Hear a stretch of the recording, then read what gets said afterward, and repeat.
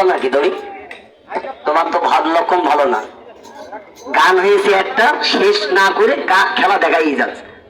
তাহলে সর্বপ্রথম এদিকে আসো ভাই, একটু পিছিয়ে যান, এখন ফাঁসি দেবো। ওখানে বসো, যাও ওখানে যাও। তোমার মুটি করবো না, আগে মুটি করে নেবো। হ্যাঁ, ওখানে বসো। তাহলে একটু সাউন্ড কমাই দাও। ম্যাডামের কণ্ঠে একটা গান হোক, এনে দেন। হ্যাঁ, ম্যাডাম গাবে।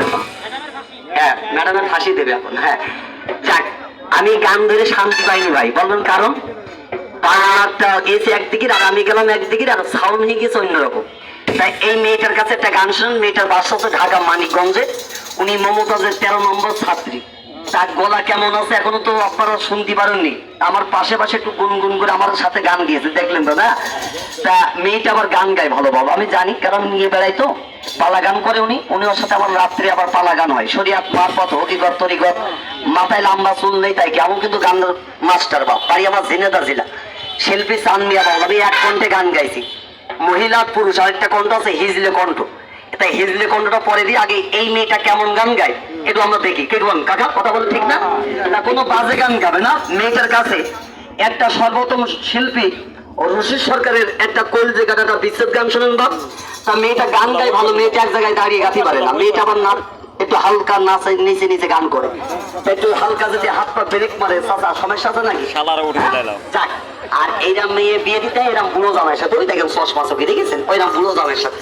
কারণ এইরকম মেয়ে যে এরকম বুড়ো মানুষের সাথে যে বিয়ে দেওয়া হয়, তাহলে আবার এনার জন্যই ভালো হয়। কারণ ওই বুড়ো কয়েকদিন পরে মারা যাবে। ওই বুড়োর মাঠে আছে জায়গা 10 বিঘে সম্পদ। ওই বুড়ো যদি মরে যায়, কি পছন্দ হয়েছে তো? দেখেন তো হয়েছে না? দেখেন হয়েছে। ওইরাম বুড়ো যদি মরে যায়, তাহলে ওই 10 বিঘে সম্পদের মালিক আবার ইনি হবে। কি কথা ঠিক আছে না? আবার দরকারই দেখেন বেড়ে যাবে, সমস্যা নেই। আজকে পছন্দ আমার এই দাদার করেছে। দাদার দেখে মেয়েটার কাছে একটা গান শোনেন। আর এই গান মানে শুনছেন ঝিনেদার শাহিনু দোয়াখানা কোম্পানি, আয়ুর্বেদিক কোম্পানির সাথে। আপনি আমি সবার পায়ের ধুলিরা আমি মাথায় নিলাম, চোখে সোরবানি চলে যাচ্ছে বাপ। আমার কাছে কষ্ট করে গান শোনেন। মুসলমান ভারপতি আসসালামু আলাইকুম, হিন্দু ধাতুগুলো নমস্কার। এখানে কোনো বড় ডাক্তার ব্যাপার নেই। পিছনটা এসে আপনাদের কাছে ওষুধ বেচার মতো কোনো ডাক্তার নেই। যাই দেখছেন আমাদের এই যে 5-6 জন দেখছেন, ওই গাড়ির ড্রাইভার সাহেব আছে পিছনে, উনি হাঁটাফাটা করতেছে।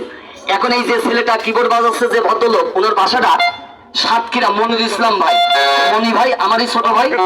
আর যে ছেলেটা খেলা দেখাইছে বাইলা, এই ছেলেটা আছে আমার ছেলের বন্ধু। মানে আমারও পোলা আছে। আমার পোলা আমার থেকে একদম দেখে লম্বা, বিশ্বাস করেন আমার ছেলের বন্ধু।